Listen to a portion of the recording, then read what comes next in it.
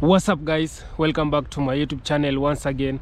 My name is Dash Lifestyle. Kindly for watching me for the first time, remember to subscribe, like, share and also comment. To my returning subscriber, thank you so much for always coming back and watching my video. Thank you so much for the love and support, and greetings to my brothers and sisters all the way from Caribbean country. So guys, in today's video I want us to watch this video from Arab man. He has come out and give 3 reasons to why Jamaica and Africa it is not yet full independent. He is giving the reasons to why the colonizers they are still depending in Jamaica, they're still depending in Africa, and that's why he thinks that Africa and some country in the Caribbean they are not yet full independent. So kindly guys watch this video, then I'll be back with more comment. Which is the colonial legacies. And of course, a lot of people say, well, come on, colonialism is over. It's been, several decades since independence, but we have the unfinished business of decolonizing economic structures. So I focus on the economic structures that actually produce the results that we're looking at. So when it comes to the colonial role that was imposed on the African continent, it can be summarized in 3 basic points. Number 1, we're supposed to be the place for cheap raw materials for the industrialized world.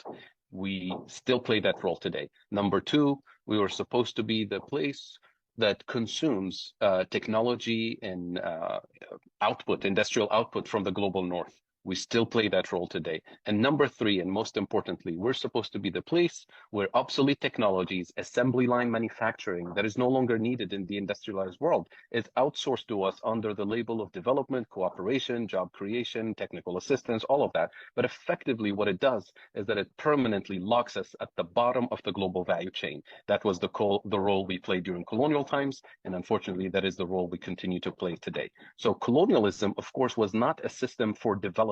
It was not designed to achieve sustainable development goals or a just transition or justice or anything. Colonialism was a system of extraction, of abuse. We should not be surprised that the same colonial structures, economic colonial structures that persist today are producing these bad results of malnutrition, of poverty, of socioeconomic exclusion.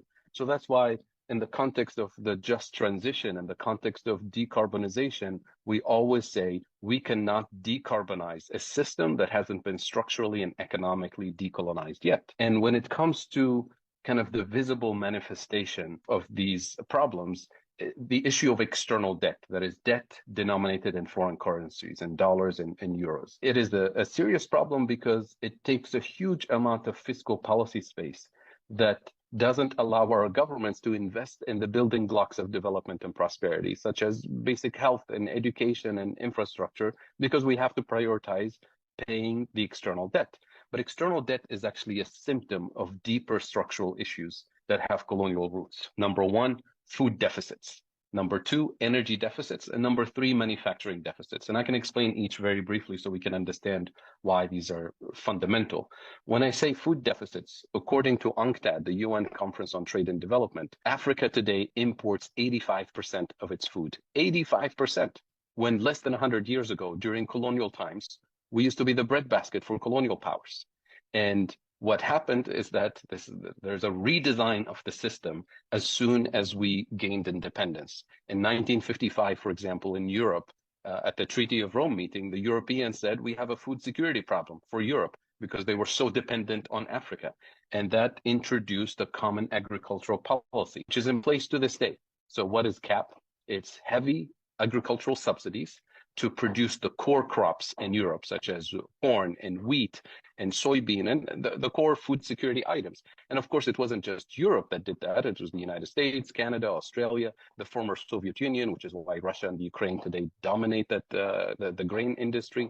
And what it did is that it forced African farmers out of business because they couldn't compete with the subsidized wheat and corn coming from the global north. So we had to redesign our agriculture to specialize in cash crops for exports: coffee, tea, tobacco, bananas, all the complementary items. So today we live in a world where we consume what we don't produce and we produce what we don't consume. And that's why we have real food insecurity on the African continent and the rest of the global south, obviously. So that's the food deficiency. Number 2, energy deficiency. When I say energy deficits in Africa, I include our biggest oil exporter on the continent. Nigeria today imports 100% of its gasoline.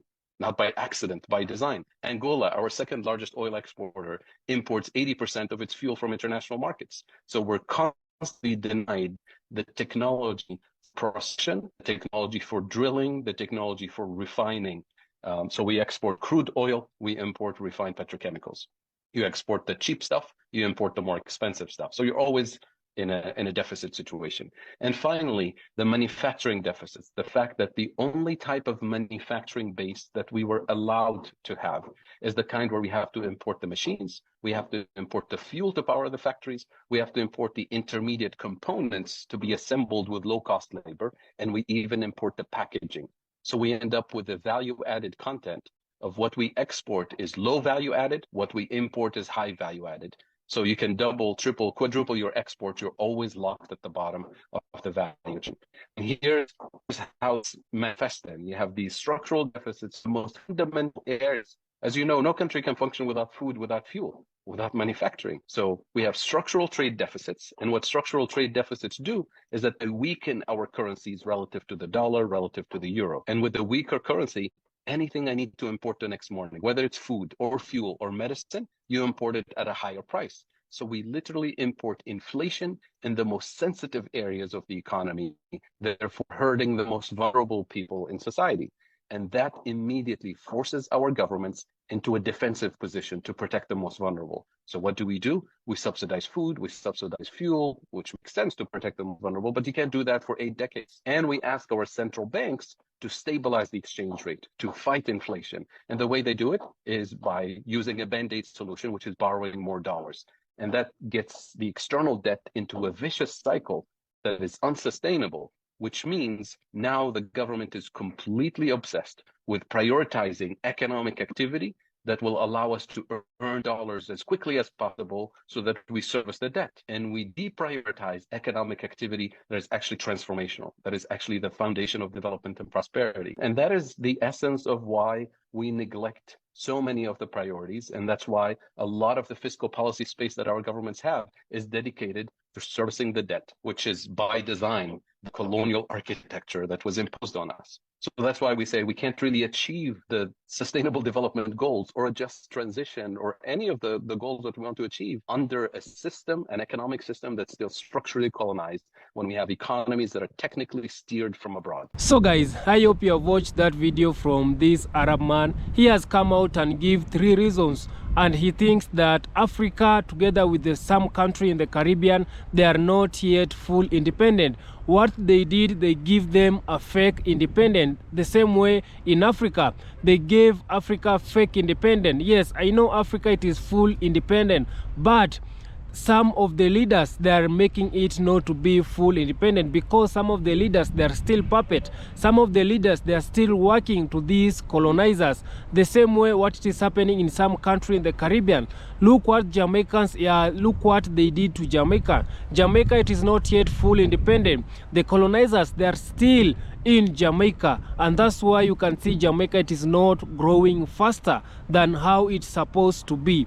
And guys, you know, the biggest fear for these people, the biggest fear from these colonizers, what they fear most is to see African country coming together, African country uniting, not only Africa, also some of the black country in the Caribbean, the black Americans uniting with the black people in the Caribbean, the black people in the Caribbean uniting with Africa, because these people, they fear when we as African country or African as a people, when we will uniting, will be becoming stronger and also will be developing so fast. And that's why these people, they fear Africa to unite. And also guys, this Arab man, he has come out and say, we as African people, we have resources, we have minerals in our land, but you may find out that we as African people, we do not get so much from our resources. The people who are getting so much from our resources, that the colonizers, because you might find out that we produce a good quality minerals, and we as African, we export them to the colonizers, and then the colonizers, they are going with it and processing, then they will come back and selling to us. You can see guys, This is one of the problem which it is happening in Africa. For example, he has given example of Nigeria. Nigeria, it is the biggest of oil production, but you can see some of the people in Nigeria, they are still suffering to get this oil. This is because the colonizers, they have made the leaders, the Nigerian leaders, to be puppet, to work for them. That's why the Nigerians, they are selling their oil to the foreign, and also the money that they are getting, it is not going to the people. The money that they are getting, it is going to the leaders who are greedy. You might find out the leaders, they are becoming more successful. The leaders, they are billionaires. And what about the local? The local, they are suffering. They are not getting anything from what they are having in their land. That's why these people, they design, they colonize, they design how this African country it should be. I've tell you that the people who divided this Africa, they are the colonizers. The colonizers came here in Africa. They divide our African, because this Africa is supposed to be one. We don't need no visa to go in another African country. The same way the black people, wherever they are, they do not have to have a visa to come here in Africa. And also, we should make it very cheap to our brothers and sisters in the Caribbean. When the Caribbean, the Jamaicans, they want to come here in Africa, it should be cheap. When the black Americans wants to come here in Africa, it should be cheap. But I think it is very expensive for the black people in the Caribbean to come here in Africa. And also it is hard, for some people it is very hard. And also the same way it is very expensive for the black Americans to come here in Africa. Why is it very expensive and a little bit difficult for them to come here in Africa? But you can see, when we as African people want to go to their country, it is very difficult, and also it is very, very expensive. Let me not talk about expensive. When we as African people, we want to go in United States, in Europe, it is very, very difficult to get a Europe visa as an African. But when these the colonizers, they want to come in Africa, it is very, very easy for them to come here in Africa. I think our government, our leaders should do something also. The way it is very difficult for us black people to go in their homeland, in the United States, in Europe, also they should make it difficult for them to come here in Africa. This Arab man, he has come out and say that we as African, we can do without these colonizers, with these white people. We can do without them. Yeah, we have our minerals, we have so many things. We as African, we need to work in our African country. We need to work in our African as a continent. And also the black people from Caribbean, the black people in the black Americas, they should also come together and help us Africa to build our continent. Because I know African, we can grow, we can develop without the colonizers, without these white people. And also these white people cannot do without Africa. You have heard what this Arab man, he has come out and say. He has said that these people, they depend in Africa because Africa, it has mineral, Africa, it has food, Africa, it is a rich continent, Africa, it has a lot of things to offer. And that's why these people, they don't want to leave Africa. Yeah, these people, they don't want to leave Africa. And that's why they are making sure that they have turned our leaders to be puppet. They have make sure that our leaders, they are being puppet. Our leaders, they are working for them. And that's why some of the African country, it is not developing, because of the leaders. They are puppets. They are selling out their country. They are selling out their minerals. They are selling out their treasures thing.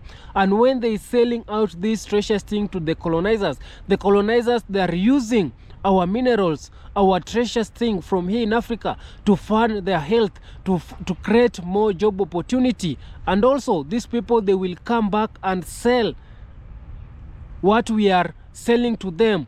They will go with that, they will process, and then they will come and sell to us Africa. And let me tell you something, guys. You know, right now we have some of the country, some of the black country which it is fighting. Look what it is happening in Haiti. The people who have made Haiti to fight, they are the colonizers. The colonizers, they have gone in Haiti, they have turned their leaders to be puppet. The leaders from Haiti, they are selling out the country, and that's why the Haitian people, they are fighting back their country. They want to enjoy the resources that they have in their country, and these colonizers, they don't want to leave the Asians to be full independent. They don't want to leave the Asians leaders to work to their people, and that's why Asians people, they are fighting. The Asians, they are trying to get their country back, but these people, they don't want to leave. And these people, because they have seen that Asians people, they are really fighting so hard, they are going to lose Asian people. They are now coming and take the Jamaican force, the Kenyan police, to go and fight the Asians people. And this is to show you that these people, they don't want black people to unite. They're the ones who have made Asian people to fight. Why are they not going there to stop this fight? Why are they using the Jamaican, the black people, to go and fight their fellow black people in Haiti? This should stop. This tell you that these people, they don't want black people to unite. They don't want black people to unite with Africans. They don't want the black Americans to unite with Africans. They don't want the Jamaicans to unite with Haiti people. That's why they are trying so hard to make sure that black people should not unite. And I've tell you that I want to see African becoming one. I want to see African be using one network. I want to see Africa using one currency. I want to see Africa, it has one leader. That's Africa that we want. We want to see Africa becoming borderless. These people, they divide Africa, and then they tell Africa not to love your fellow brothers and sisters. That's why up today, we as black people, we are not coming together. We as black people, we are not supporting each other. We as black people, we are known for supporting other races, but not our own races. And that's why we as black people, we are not going far. We as black people, we are known of supporting these other races. You might find out that the black people, they are leaving the black people store and go and do shopping to a Chinese store, to a white man store, to Indian store, and leaving their black people. We as black people, we really support other races than our own races. This should change. I know this, it is very difficult for us black people to do, but we can slowly change. For the better of tomorrow, for the future of the black people, we need to come together. Our African leaders, our Caribbean leaders, they need to work according to the will of the people. They need to make sure that they are not being used by the colonizers. We should stop, our leaders should stop selling out our country. So kindly guys, I don't want to talk too much. Subscribe if you haven't, like this video, share and comment. See you on my next one. Bye bye.